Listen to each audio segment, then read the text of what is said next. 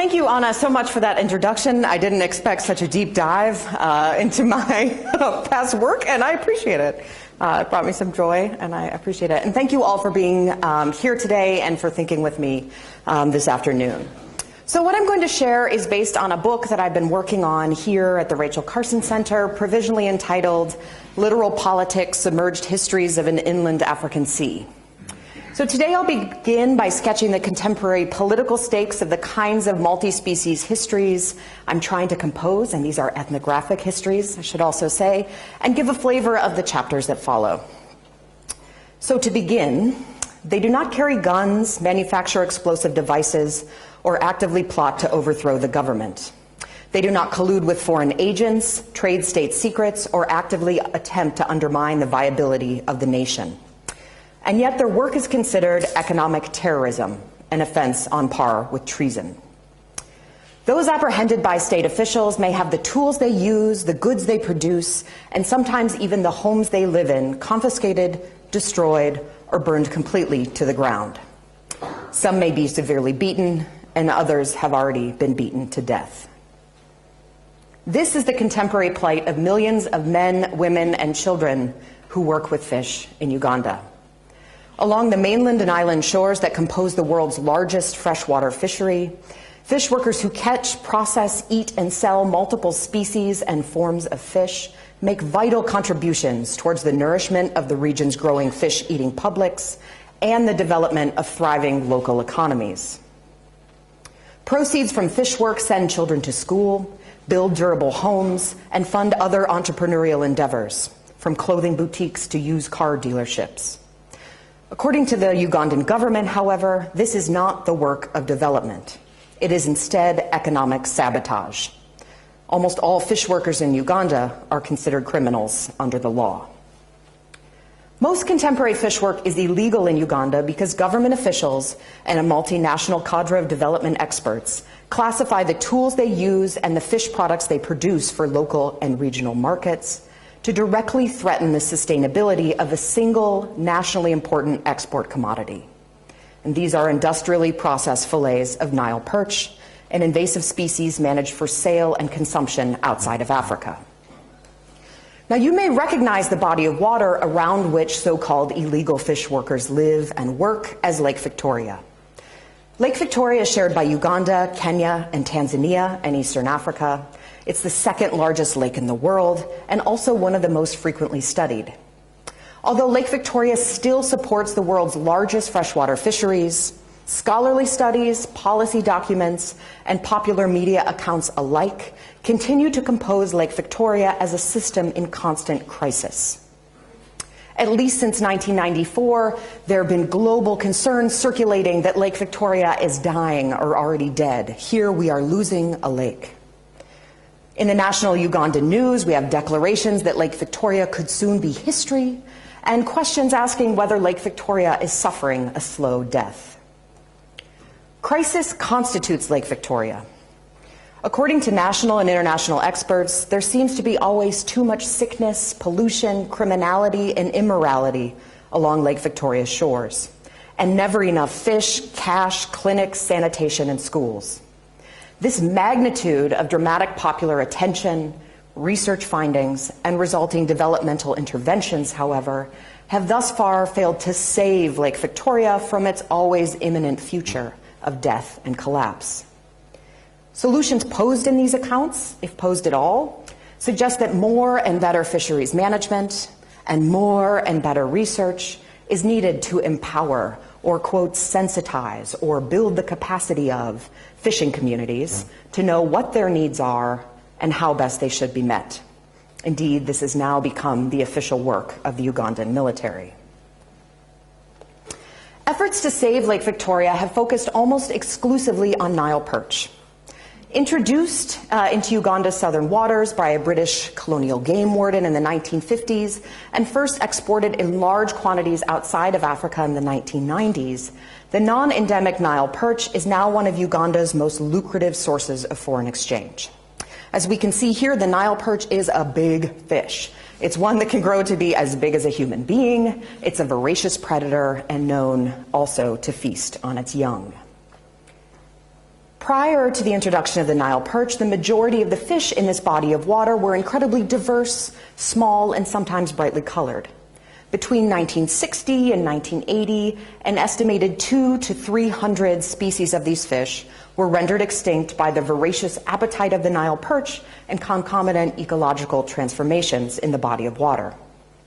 Still, a very lucrative export fishery developed from the late 1980s onwards in Uganda, where fish are caught by fishermen who transport them to cement loading docks, where they're loaded into ice-filled trucks and taken to industrial fish processing plants, where whole fish are transformed into uniformly processed fish fillets. These fillets are then packed and exported outside of Africa to places like the Netherlands, but also Germany and Spain and Israel, where they are stripped of their previous identity and rebranded and sold on so-called global whitefish markets. The Nile perch and the infrastructures that developed alongside them frame scholarly and popular attention to these fisheries in a particular way. For most scientists and policy professionals, the ecological extinction of hundreds of indigenous fish species is now a foregone conclusion. The Nile perch, an introduced predator, has become naturalized in Lake Victoria's aquatic ecology, just as the Nile perch export industry has become naturalized in Uganda's national economy. Even as species of fish that are thought to be extinct are now re-emerging in the nets of fishermen and of fishery scientists, it's now the predicted extinction of the Nile perch that features within Lake Victoria's extinction crisis narratives. Questions of who and indeed where in this we who are losing the Nile perch are important too. Here we're seeing a photo I took last summer in the Dutch town of Zeist, where Nile perch fillets were being sold as Victoria bars, prepared in white wine and dill sauce and served with salad and French fries for just under €16.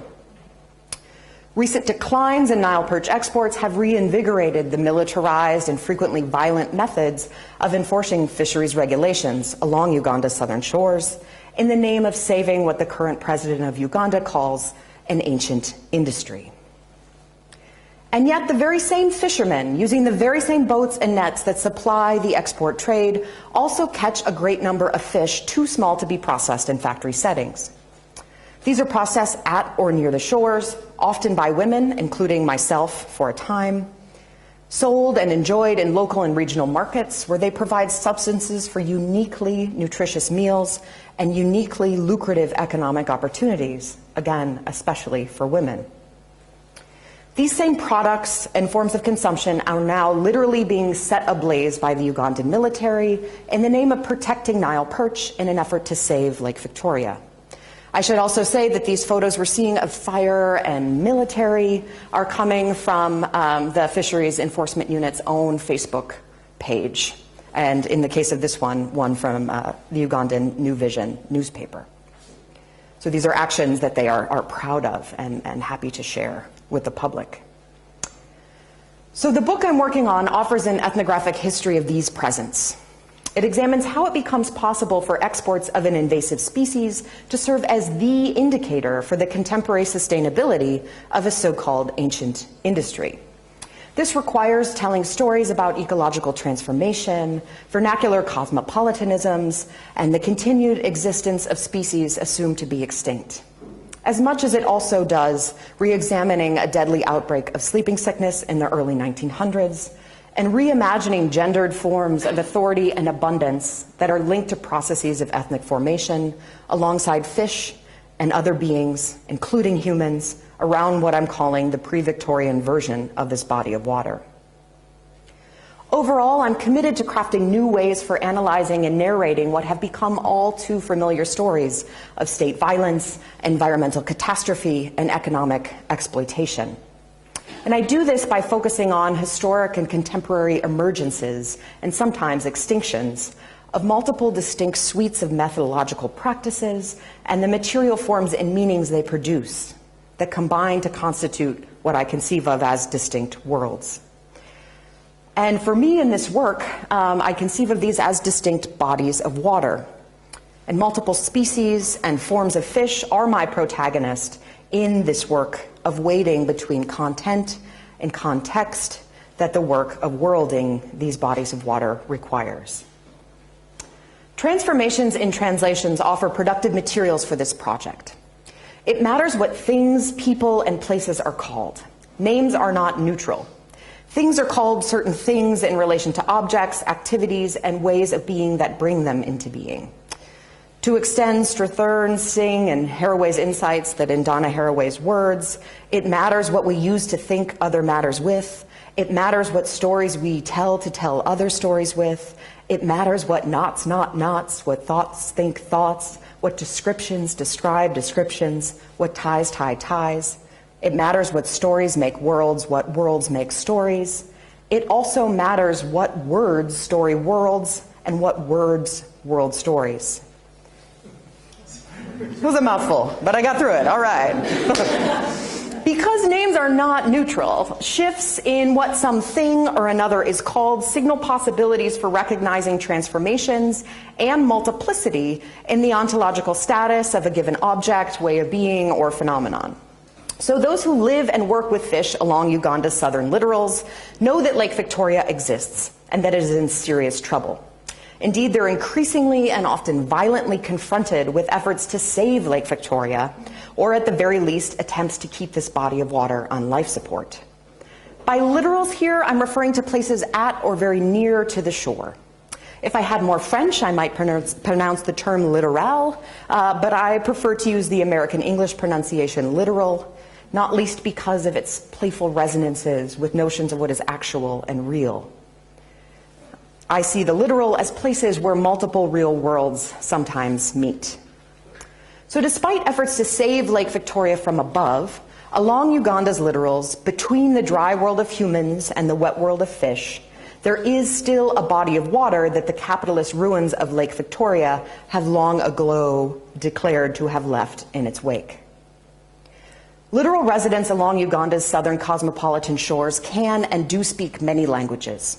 Luganda, Lusoga, Lunyoro, Langi, Alur, Acholi, Adola, Ateso, Ruchiga, Ruyankole, Kinyarwanda, Kiswahili, English, and others even. But most, however, use a similar term when referring to the body of water with which they work most closely. They call it Nyanja, and Nyanja is not Lake Victoria. Nyanja isn't even a lake. Nyanja is a term that references the uncontainable material and metaphoric qualities of impressively large bodies of water. A particular nyanja could be a wide flowing river like the long famous Nile, or more commonly, nyanja are bodies of water that are known by those who call them nyanja to be surrounded by land, but their waters are so expansive and so unpredictable that it is dangerous, maybe even impossible, to navigate a direct course from one end to another.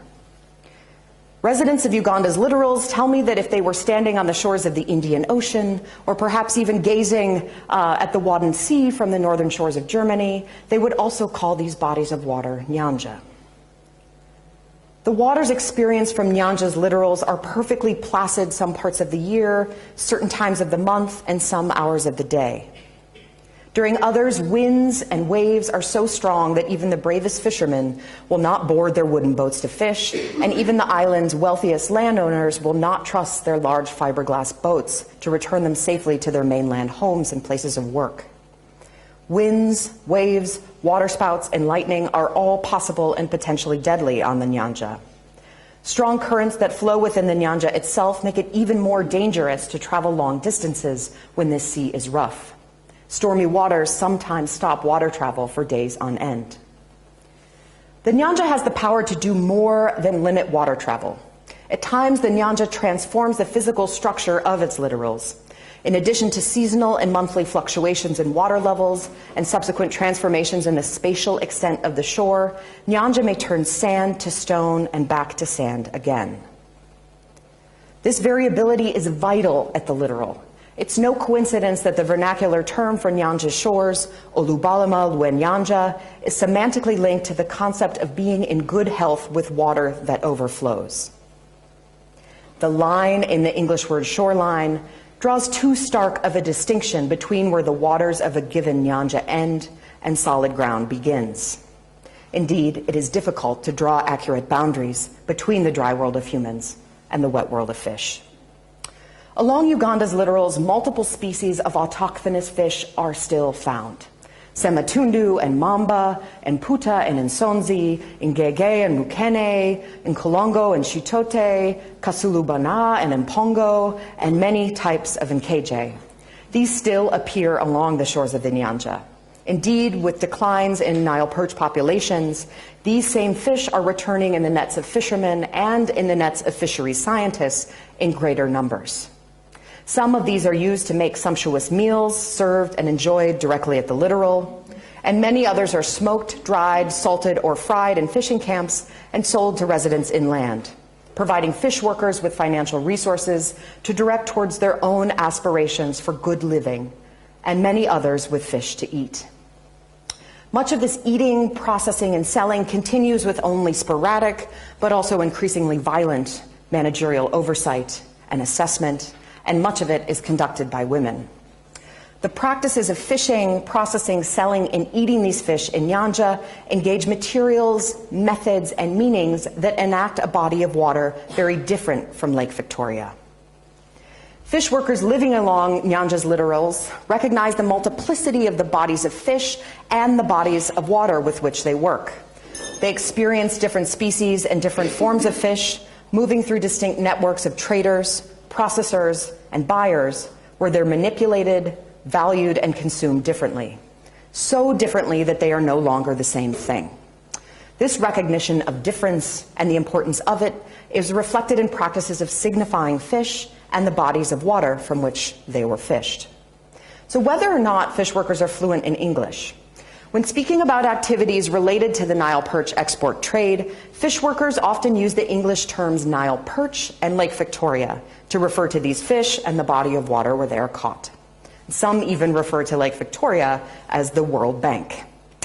But when speaking about activities related to the same species of fish when processed in fishing camps and traded in local and regional markets, fish workers use the vernacular terms imputa to refer to what we might otherwise be inclined to call the Nile perch, and nyanja to refer to the body of water from which imputa are found. For Nyanja's fish workers and fish-eating publics, a smoked imputa purchased whole and wrapped in paper is ontologically distinct from a flash-frozen Nile perch fillet packed in a styrofoam box for intercontinental export. Fillets, especially frozen ones, are not considered fish in Nyanja. So this project is also an attempt to do justice to the kinds of ontological political work that residents of Uganda's southern shores have engaged in at least since the mid-1800s, when Arab and European traders, explorers, and missionaries of various kinds began traveling to a place now called Uganda, along the body of water that English speakers now call a lake. When John Henning Speke discovered, so-called, this body of water in the 1850s and named it after England's Queen Victoria, he did not call it a lake, because a lake is not what he experienced there. He retained the vernacular term Nyanza, or Nyanja, calling it the Victoria Nyanza. What he discovered, quote, was an inland sea. And this, too, the Victoria Nyanza, is a body of water I engage in my book to re-examine this region's early colonial encounters and subsequent transformations that made Lake Victoria possible to exist. I also focus on Nyanja Nalubale, another version of this body of water, and perhaps the most ancient version of it that still exists today, where islands like those we can see in the distance in this photo are linked to processes of public healing with fish and superintended by feminine ancestors. By putting women and fish back into the political and social histories of this region, this project challenges conventional wisdoms about lineal descent and the timeless nature of political tribalism and patriarchy in the African Great Lakes region. The goal of narrating these multiplicities of bodies of water, fish, and fisheries is to reveal actually existing possibilities for more livable futures. Futures that have, for far too long, been overdetermined by conventional wisdoms about development and large infrastructure projects that seek to contain and frame the substances, contours, and purposes of life in and around Africa's largest body of fresh water. So to end, and to be perfectly clear, hopefully. The point of this project and the sample of it that I've shared today is not to argue for the radical alterity of fish workers or the radical incommensurability of the worlds they inhabit in relation to those of formerly trained fisheries experts, development professionals, or concerned outsiders. Indeed, all of these worlds are accessible enough to anyone willing and able to live their lives and do what other people do there in these different contexts with an open mind. Instead, I'm writing against the radical singularity that has directed scholarly and popular attention to Lake Victoria's Nile perch export fishery for far too long. In so doing, I'm following the lead of fish workers themselves. Fish workers know that the Nile perch export industry motivates a managerial politics for Lake Victoria that is often at odds with their own aspirations towards eating and living well with multiple species of fish in and around the body of water that they still bring into being as nyanja. If Lake Victoria is indeed going to die, then I would argue that nyanja will most certainly live on. So I'll end it there. I must conclude by thanking a number of people, including the Rachel Carson Center, who have made this work possible. And I welcome your questions and comments when the time comes. But in the meantime, I will welcome Helen to tell us more about the oceans.